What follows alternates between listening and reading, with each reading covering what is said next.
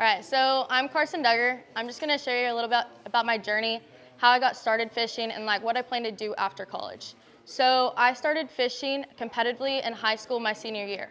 I grew up fishing, but I wanted to start competitive fishing, and I started late, and I've enjoyed it. I applied for Tarleton, got accepted, and then knew I wanted to further my fishing career. So I applied, and here I am 3 years later. So through the fishing team, it's a lot different than high school. High school I had, 2 or 3 other girls. I'm the only girl out of 67 members on our bass club. And it's not scary at all. Like I love, being competitive. I love beating the guys sometime. But it's been a learning because after college, I want to be a Texas game warden.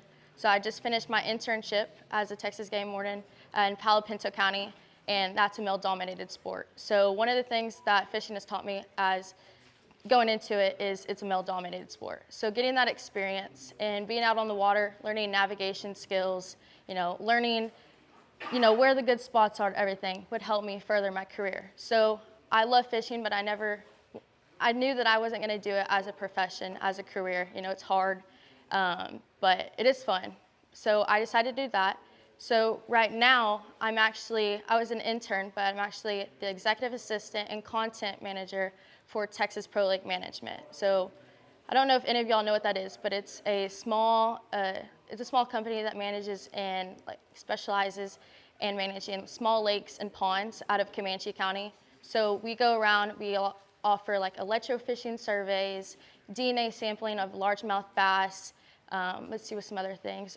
Building artificial structures, we put them in Lake Brownwood and small private lakes. So learning the background on how fish work, there's 2 different types of largemouth bass. There's the Florida and there's the northern. So learning how to differentiate between the 2 and learning how to catch that one, that type of bass and that type of bass has really helped my career as a fishing in college. So it's just the little things, people just want to go into college and just fish. But to learn the background, doing a fisheries management job has been great. It's helping my career as a fishing college level. So Tarleton is currently sitting, I believe, 16th in the nation. So we used to sit, I believe, about 10th. So we're working our way back up to sitting in the top 10, which is great. It's hard. So most of y'all fish the high school, right?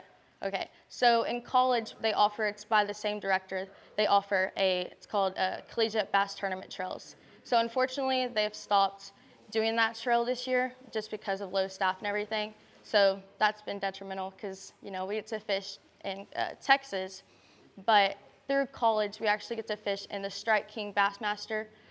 We get to fish the Abu Garcia events, the ACA events. So there's so many opportunities you can further your career. It doesn't just end in high school. You can, with the right people, the right connections, y'all are great right here. You're meeting people that can help you, help you get into college. It doesn't stop there. So don't give up your dreams. You fishing. You can go through it. You don't have to become a pro. If you want to become pro, do it. That's awesome. But you don't have to stop there. You'll find many opportunities, either as a biologist, a game warden. So yeah. So for Tarleton, the application is really simple. You just go online, look up Tarleton Bass Club application, and that link will pull up right then and there. You apply. It's just a few questions, background, college experience, not college, your high school experience, fishing and stuff. And then we'll go through it, we'll look at it, and we have 67 members, so we accept a lot of people. So your chances are really high of getting in. But yeah, so it's a good question. So Tarleton doesn't supply the boats, so if you do have a boat coming in, that is great because we don't supply them. I'm lucky enough and blessed enough to have a partner that has a boat, so I fish out of his boat. We do offer wraps, so that if you do see a Tarleton boat, that is most likely wrapped by us. We provide that funding for you to support our team. So yeah. So the biggest difference I would have to say is you're completely independent. You have to find your own sponsorships. You don't have a boat captain. It's a student-ran organization, through Tarleton at least. I know some schools have captains and stuff, but us, student-ran organization, we have our president, vice president that help, start funding and find sponsorships. So it's really an independent thing. If you want to do it, you're going to have to step up and take that responsibility of, going out there and finding your own sponsorships, connecting with people. If you want to fish out of state, you got to take time off of school. And, high school, you can just be like, teacher, here's my slip, I'm going to fishing tournament. And it's not like that in college. So, big difference for that. So I fish the CPT that just, they're not offering that trail anymore. But when I fished that, they offered, they didn't, let's see the pricing. I think the top place got like $4 or $5 grand, and then they work their way down. It just depends on the amount of entries for that tournament. I know out of state they offer a whole lot more. Like their payback is really good, just depending on what trails you want to do. So yeah. Any other questions? Any of y'all want to fish college? Thinking about it? Yeah? Where at? No idea. Tarleton? Yeah? maybe. That's awesome. Yeah.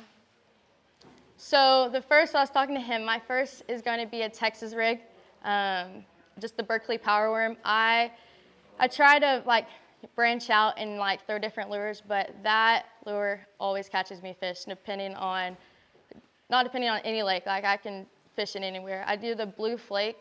I mean, that color is amazing. You'll catch fish anywhere you go in Texas. The second one, I'm probably gonna have to go with the chatterbait, just solid white. During spawning season, it's great. I love spawning season because I can catch them really good on a chatterbait. And then the next one, it's probably going to be a spinnerbait. I just like the action of a spinnerbait. I can throw any color. If that's chartreuse or just a white one, I can catch them on that, but yeah. So I'm going to have to say, being the only girl on a fishing team has definitely been a hurdle. I don't let it affect me in the college level. I don't show it at all, but it's been a big hurdle. You don't have to be like, I have a girl over here so I can go talk to him and be like, hey, this is how I feel. It's all guys. You got to be one of the guys, kind of. You got to stick up for yourself. You got to show that you belong here. I've been through it. Oh, you can't do that. You're a girl. Oh, no, don't worry about it. We've got it. And so without even doing that and showing that you belong on the team, showing that you can bring sponsors into the club, that you can win tournaments and beat people on your team. It's not all about beating people, but at the same time, it does give you a little bit of an ego kind of push, just to think that you're just as good as these guys and that you're just as good. You can become a game warden. That's a male-dominated sport, and that's what I want to do. That's what I will do. And just having that confidence has really, really been great, and that's what I needed, and that's what I've overcome. So yeah.